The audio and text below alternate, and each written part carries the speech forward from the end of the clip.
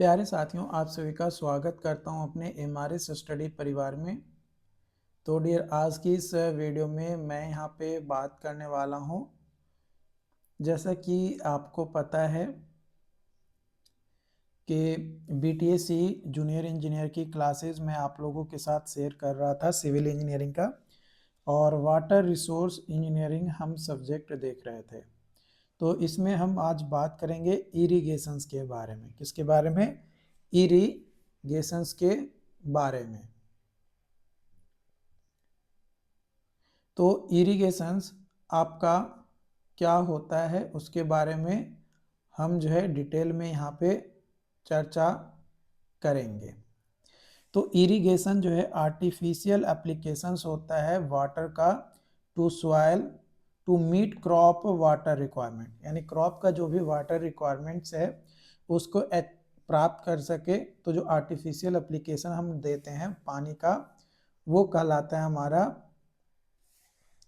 Irrigation.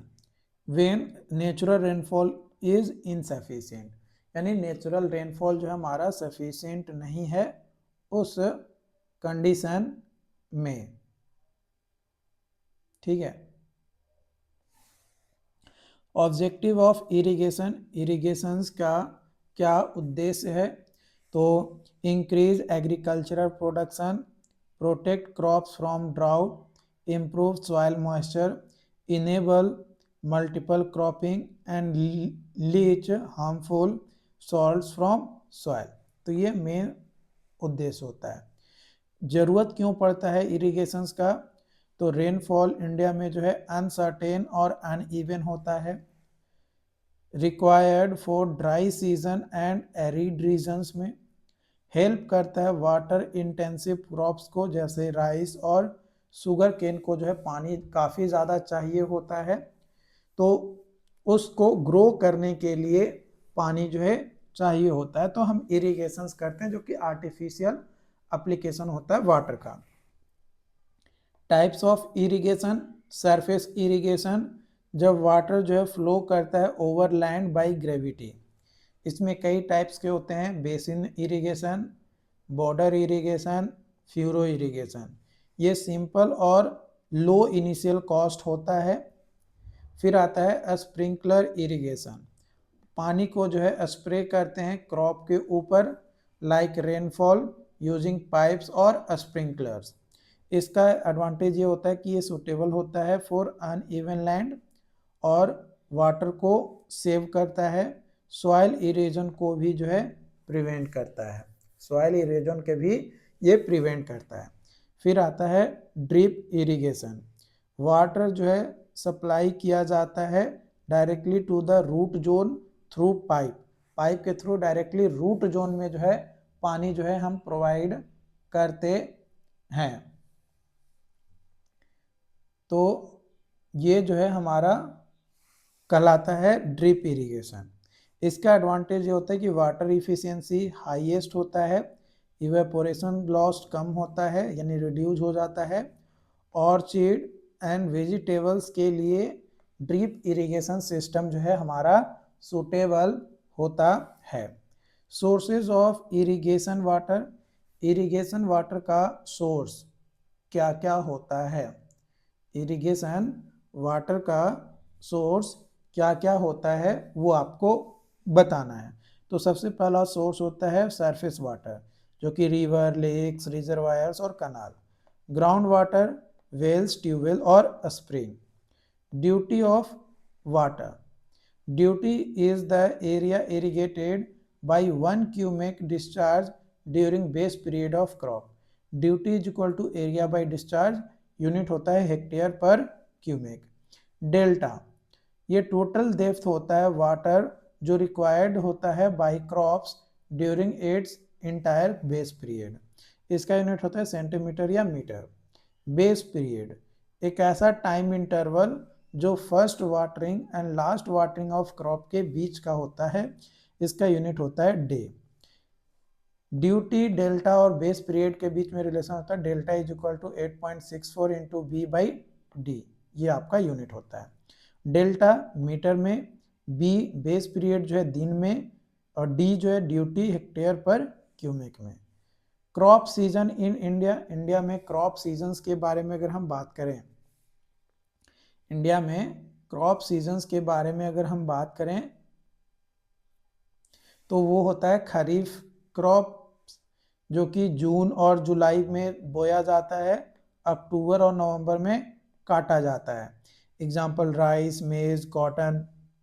रबी crops जो कि अक्टूबर में बोया जाता है, अक्टूबर नवंबर में, और मार्च अप्रैल में काटा जाता है, तो रबी क्रॉप्स हो गया। जैसे वीट, वर्ले, मस्टर्ड, ये आपका जो है यहाँ पे आता है। जैद क्रॉप्स, ये ग्रो किया जाता है मार्च और जून में। एग्जाम्पल वाटरमेलन और cucumber. Irrigation efficiency, ratio of water beneficially used by crop to water supply, माने कितना पानी सप्लाई किया गया और क्रॉप के द्वारा कितना यूज किया गया, इन दोनों का जो रेशियो होता है वो कहलाता है इरिगेशन एफिशिएंसी। ये आता है कन्वीनियंस एफिशिएंसी, एप्लीकेशन एफिशिएंसी और storage efficiency. Advantage of irrigation, increases crop yield, enables cultivation in dry areas, improves food security, helps fertilizer absorption. Very important for junior engineer exams. ये points आपको जो है ध्यान रखना है, ठीक है। कनाल, कनाल जो है ये एक आर्टिफिशियल चैनल होता है जो कंस्ट्रक्ट किया जाता है वाटर को कैरी करने के लिए फ्रॉम रिवर और रिजर्वायर से to the field for irrigation purpose. Types of canal based on sources, perennial canal जिसमें पानी जो है पूरे साल भर आपको मिलता है।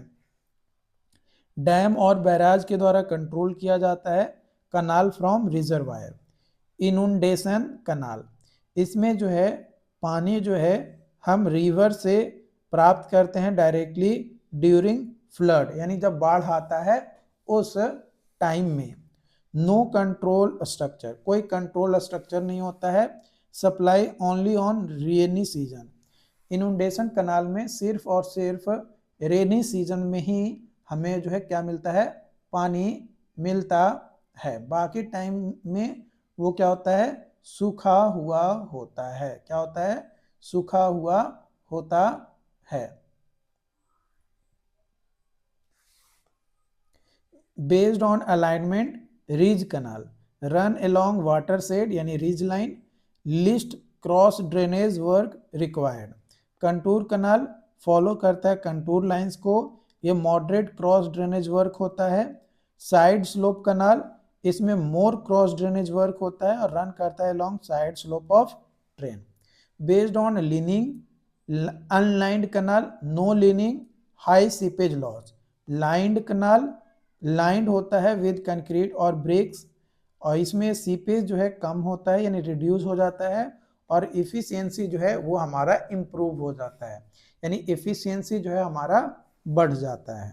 Component of canal system, headworks जो कि डैम और barrage, canal head regulator, main canal, branch canal, distributaries और फील्ड चैनल्स। कनाल हेडवर्क एक ऐसा स्ट्रक्चर बनाते हैं अक्रॉस रिवर जो वाटर को डाइवर्ट करता है कनाल में, उसको बोला जाता है कनाल हेडवर्क्स। इसमें इंक्लूडेड होता है वियर और बैराज, अंडर स्लुइस और फिश लैडर। कनाल लीनिंग, इसका एडवांटेज होता है कि सीपेज लॉस को कम करता है, वाटर लॉगिंग को प्रिवेंट करता है, वेलोसिटी को इंक्रीज करता है और मेंटेनेंस कम होता है। बट इसका डिसएडवांटेज ये होता है कनाल लीनिंग का कि हाई इनिशियल कॉस्ट होता है और क्रैकिंग प्रॉब्लम देखने को मिलता है। Canal losses, seepage loss, evaporation loss और absorption loss. Canal discharge formula Q is equal to A into V. Q जो है डिस्चार्ज, A जो है एरिया और V जो है velocity. Most efficient canal section, most efficient canal section, the section with minimum wetted perimeter for given area. for rectangular channel width is equal to 2 into depth. Duty of canal water, duty of canal water, area irrigated per unit discharge, Kennedy's theory यानी critical velocity theory develop किया गया है आपका RG Kennedy के द्वारा। इसका statement कहता है कि velocity should be such that silting and scoring do not occur, माने इतना वेलोसिटी होना चाहिए ताकि सिल्टिंग और स्कोरिंग जो है हमारा ना हो। लैसी थ्योरी जी लैसी के द्वारा डेवलप किया गया, ये यूज किया जाता है for designing stable alluvial canals, है ना, डिजाइनिंग स्टेबल एलुवियल कनाल के लिए। Cross drainage work, cross drainage work, CD work, cross drainage work, a structure where canal crosses natural drain, है ना, जब कनाल जो है क्रॉस करता है नेचुरल ड्रेन को तो वहां पे स्ट्रक्चर बनाते हैं जिसको बोला जाता है क्रॉस ड्रेनेज वर्क। इसका टाइप्स होता है aqueduct, siphon aqueduct, super passage, canal siphon और लेवल क्रॉसिंग। कनाल जो है आर्टिफिशियल वाटरवे होता है, perennial canal year around supply, lined canal reduce करता है सीपेज को, कैनेडी थ्योरी वेलोसिटी बेस्ड होता है, लैसी थ्योरी रिजिम कंडीशंस पे होता है, एक्वाडक्ट कनाल ओवर ड्रेनेज, है ना, कनाल ओवर ड्रेनेज माने ड्रेनेज के ऊपर जो है कनाल देखने को मिलता है तो उसको एक्वाडक्ट कहा जाता है। कमांड एरिया, कमांड एरिया तो जूनियर इंजीनियर एग्जाम्स के लिए या बीटीएससी जूनियर इंजीनियर एग्जाम्स के लिए इंपॉर्टेंट है। कमांड एरिया वह टोटल एरिया जो इरिगेट किया जाता है बाय कनाल सिस्टम और इरिगेशन प्रोजेक्ट वो कहलाता है command area. Types of command area, gross command area, total area commanded by canal, include करता है कल्टीवेबल लैंड और अनकल्टीवेबल लैंड जैसे रोड, विलेज, फॉरेस्ट एक्सेट्रा। तो gross command area total area under project वो कहलाता है gross command area. Cultivable command area जो part होता है ग्रॉस कमांड एरिया का जो कल्टीवेशंस के लिए फिट होता है, यानी CCA is equal to gross command area minus uncultivable area. Net irrigated area actual area जो इरिगेट किया गया है एक साल में या एक सीजन में कि कितना एरिया जो है एक्चुअली इरिगेट किया गया है वो एरिया कहलाता है net irrigated area. Gross irrigated area total irrigated area including land irrigated more than once, चाहे वो एक बार इरिगेट किया गया हो लैंड को या 2 बार इरिगेट किया गया हो, लेकिन वो इरिगेशन हुआ है उस एरिया का तो वो हमारा कहलाएगा total irrigated area, gross irrigated area.